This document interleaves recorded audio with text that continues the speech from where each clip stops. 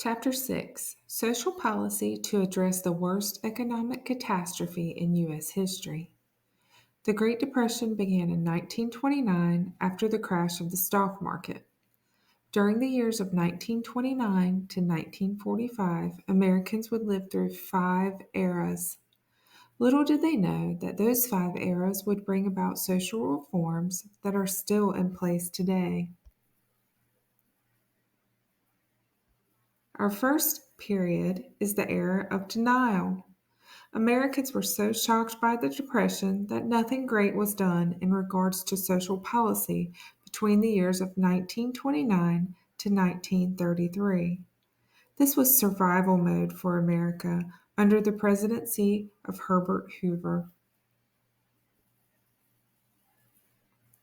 The second era, the era of emergency, runs through the years of 1933 to 1935.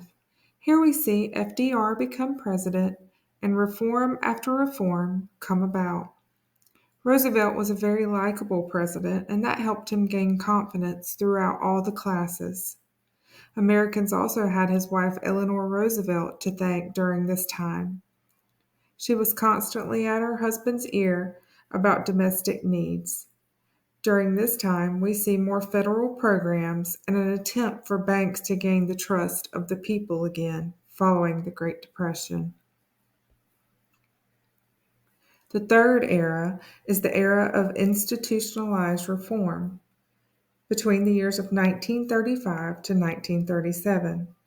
It brought about the Social Security Act, which included wages for those unemployed and those of retirement age.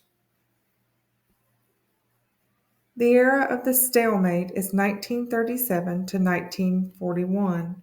Throughout these years, we see the middle class suffer and start to backslide throughout the reforms.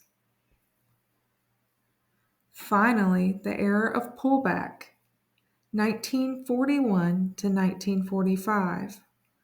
World War II and many of the reforms specific to the New Deal are still present today.